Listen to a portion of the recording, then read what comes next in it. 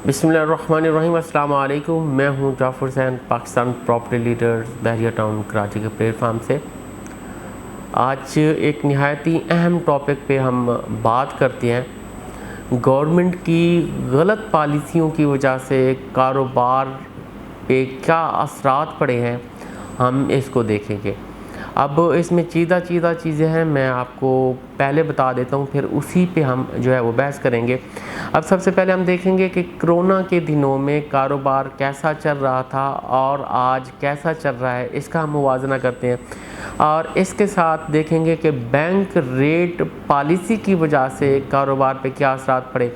और इसके साथ प्रॉपर्टी पर ख़ासकर मैं प्रॉपर्टी के कारोबार का जिक्र करूँगा। तो प्रॉपर्टी पर ज़ायद टैक्स लगाने की वजह से वो रियल स्टेट के जो सेक्टर है उस पर क्या असरात पड़े।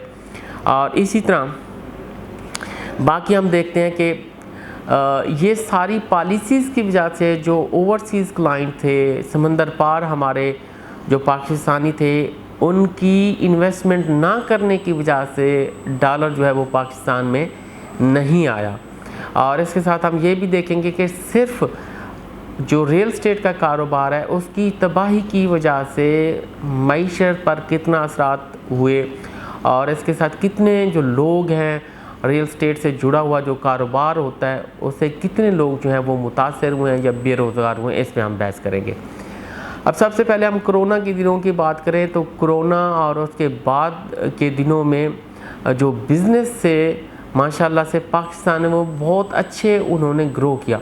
कोई भी बिज़नेस था, क्योंकि मैं ख़ासकर रियल स्टेट में हूँ, तो रियल स्टेट में हमने देखा कि बहुत ही ज़्यादा तेज़ी से कीमतें भी चीज़ों की बढ़ी। और हम बहरिया टाउन कराची में यही सिर्फ देखते कि रेगुलर जो ट्रांजैक्शंस थी वो राउंड अबाउट 300 के लगभग जो थी वो ट्रांजैक्शंस होती थी। और इसके साथ जो प्राइवेट बिल्डर्स की चीज़ें जो सेल्स होती थी वो अलग से होती थी। ये एक दिन की मैं बात कर रहा हूँ। अगर उसको हम आज देखते हैं कि बहरिया टाउन कराची को आज हम देखें तो मैक्सिमम से मैक्सिमम इस टाइम कोई 5 एक डील जाके जिनकी ट्रांसफ़र है बहरिया टाउन कराची के ऑफिस में आजकल जो है वो होती होगी, और उस टाइम तकरीबन 300 के लगभग थी। और इस तरह बाकी कारोबार को भी देखें तो वो भी इसी तरह से काफ़ी ज़्यादा जो है वो मुतासिर हुए हैं। अब इन चीज़ों को मुतासिर करने वाली चीज़ क्या है, क्या पॉलिसीज़ बनाई गई जिसकी वजह से ये सारी की सारी चीज़ें जो है वो ठप हुई। नंबर 1 इसमें मैं देखता हूँ कि बैंक रेट जो पॉलिसी है उसने इन चीज़ों को बहुत ही ख़राब किया है। बैंक रेट पॉलिसी जो है वो अगर 10% के आसपास होती है तो वो एक अच्छी फ्रेंडली जो पॉलिसी है वो मानी जाती है, जिसमें बिज़नेस भी हो सकते हैं, हर तरफ यानी लोन लेके सारी चीज़ें की जा सकती हैं।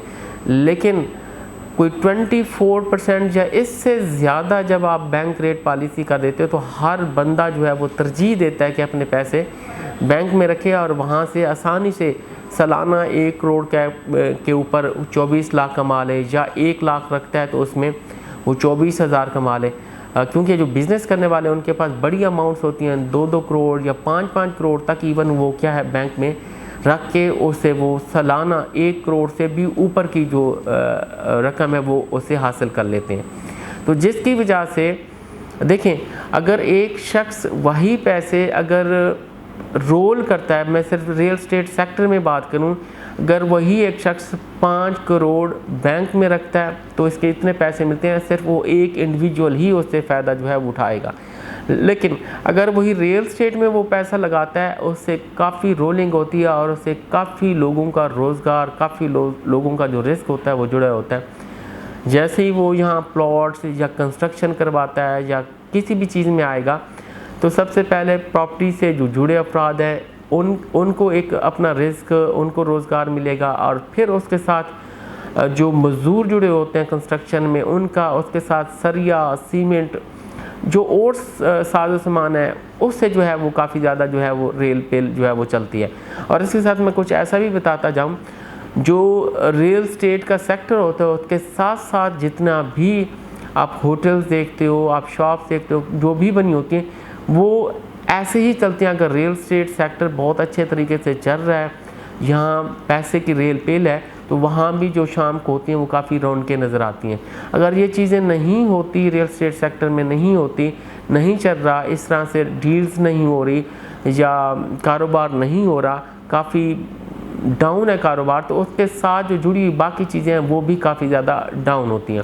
आप इसको एक बड़े स्केल पे जब आप देखते हो तो इससे लाखों अफराद का जो रोज़गार होता है वो जुड़ा हुआ है, जिसकी वजह से वो बहुत ही ज़्यादा मुतासिर हुआ है। ये जो गवर्नमेंट की गलत पॉलिसीज़ हैं इस बैंक की रेट्स की, हाँ उनको अपनी उस वक्त कोई अच्छा ज़रूरत होगी जिसकी वजह से उन्होंने किया, लेकिन बिज़नेस जो है वो बिल्कुल बर्बाद हो गए।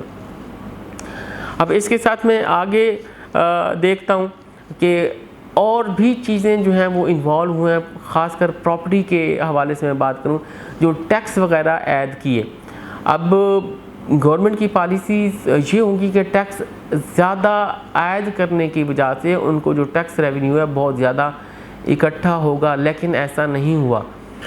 अब मैं वही मिसाल दूंगा, अगर एक दिन में 300 ट्रांजैक्शंस हो रही थी तो 300 डिफरेंट प्रॉपर्टीज़ पे जो टैक्स से सिर्फ बैरियर टाउन कराची से जो थे वो गवर्नमेंट की तरफ जा रहे थे। लेकिन अब जब ट्रांजैक्शंस ही 4 से 5 होंगी तो उसमें आपको आपने डबल या ट्रिपल टैक्स का दिया तो आपको यानी 15 प्रॉपर्टीज का ऐसे समय टैक्स मिल रहा होगा। लेकिन उस टाइम जो था आपको टैक्स रेवेन्यू जो इकट्ठा हो रहा था वो राउंड अबाउट कोई 300 प्रॉपर्टीज़ का सिर्फ एक जगह से जो था वो टैक्स इकट्ठा हो रहा था। जैसे जैसे चीज़ें रनिंग में आती हैं वैसे वैसे जो पैसा है एक हाथ से दूसरे हाथ जाता है, तो वैसे चीज़ें ऊपर की तरफ जाती हैं। लेकिन इस वजह से ये भी डाउन हुआ है, जो एक्स्ट्रा टैक्स लगे हैं वो काफ़ी डाउन हुआ है। ये भी एक गलत पॉलिसी है। मैं यही चाहूँगा कि ये जो अगर इस सेक्टर को बहुत ज़्यादा आगे लेके जाना है, ये याद रखिएगा इस सेक्टर से इस टाइम पाकिस्तान के लाखों जो लोग हैं वो जुड़े हुए हैं। इसी रियल एस्टेट के सेक्टर से इसमें कंस्ट्रक्शन इंडस्ट्री आ जाएगी, सीमेंट की आप देखेंगे काफ़ी ज़्यादा खपत, सरिया की काफ़ी ज़्यादा खपत, इसी तरह सैनिटरी की, और इसी तरह कंस्ट्रक्शन जो डिपार्ट के लोग होते हैं, और इसी तरह बहुत से और ओवरऑल पाकिस्तान में देखेंगे तो कई लाख लोग जो है इससे जुड़े हुए हैं, जिसकी वजह से उनका जो रोज़गार है वो भी बैठा है, ख़त्म हुआ है, मुतासिर हुआ है। और इस तरह जो रियल एस्टेट सेक्टर था वो भी बहुत ज़्यादा जो है वो डाउन हुआ है। तो ये लाजमी जो होंगी वो पॉलिसीज़ आपको बेहतर करनी होंगी। अच्छा, इसके साथ ये जब पॉलिसीज़ की तो इसमें देखें, मैं एक ही सी बैरियर टाउन कराची में देखता हूँ कि राउंड अबाउट कोई 70% ओवरसीज़ क्लाइंट थे जो कि इन्वॉल्व थे प्रॉपर्टी लेने देने में। वो ट्रांजैक्शन कर रहे थे, लेन देन कर रहे थे। जहाँ हमें बहुत ज़्यादा टैक्स मिल रहा था, यहाँ बहुत ज़्यादा रोज़गार मिल रहा था, वहाँ हमारे पाकिस्तान में बहुत ज़्यादा डॉलर्स भी आ रहे थे, क्योंकि जितनी भी ट्रांजैक्शन ओवरसीज़ कर रहे थे वो डॉलर्स की सूरत में कर रहे थे। पाकिस्तान में डॉलर आते थे, यहाँ से कन्वर्ट होके पाकिस्तान रुपये में वो चीज़ें जो थे वो ख़रीद रहे थे, और वो बहुत ज़्यादा भरमार थी। यानी हमें किसी किस्म का कोई ऐसे मुआहदे या कुछ नहीं करने पड़ते थे। अगर जिस तरह से कारोबार चल रहा था उसी तरह से हमारे यहाँ ये डॉलर्स की भी रेल पेल होती, क्योंकि हमने इंटरनेशनल मार्केट में जब कोई भी चीज़ें ख़रीदनी होती हैं, लेनी देनी होती है, तो उस समय हमें डॉलर की मद में बहुत ज़्यादा डॉलर चाहिए होता है। तो वो यही सिर्फ एक तरीका था जिसकी वजह से हमारे पाकिस्तान में आ रहा था। इस टाइम जो ओवरसीज़ है, जिस भी बिज़नेस में वो हाथ डाल रहा था, जहाँ मैं कहता हूँ कि 70% तक ओवरसीज़ कर रहा था, वहाँ अब मैक्सिमम से मैक्सिमम 2 से 3% ओवरसीज़ रह गया जो रियल एस्टेट सेक्टर में वो अपना हाथ डाल रहा है या इस तरह की ट्रांजैक्शन कर रहा है।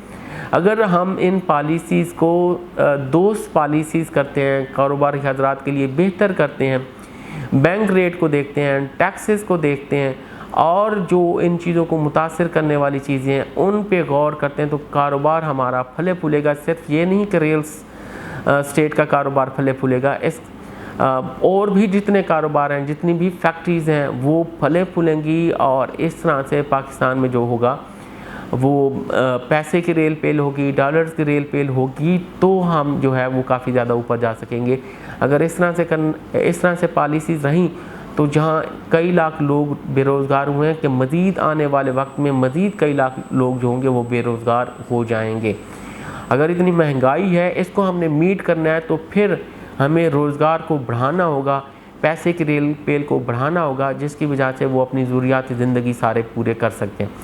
ये सिर्फ सजेशन थी जो मैंने देखी कि जो रियल एस्टेट के बिज़नेस को जो है मुतासिर कर रही हैं। ये सजेशन थी, अगर इस पर गौर किया जाए, अगर आप देखते हो तो हमारी मईशत जो है वो काफ़ी ज़्यादा तरक्की कर सकती है। क्यों कि सिर्फ इसी बैंक रेट पॉलिसीज़ को कम करने की वजह से जो छोटे बिजनेसमैन हैं, छोटा कारोबार करते हैं मुख्तलिफ़ इलाक़ों में, लाइक आप ये देख लें कि पोल्ट्री फार्म बनाते हैं या इस किस्म के स्मॉल इंडस्ट्रीज़ किसी भी सूरत में कोई भी लगाते हैं, जब उनको आसान शराइत पे कर्ज़े मिलेंगे तो वो छोटी इंडस्ट्री लगेगी।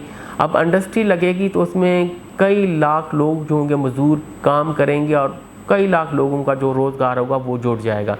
ये पॉलिसीज़ आपको सही करनी है और फिर इंशाल्लाह देखिएगा पाकिस्तान किस सीमत में चलता है। Thank you very much.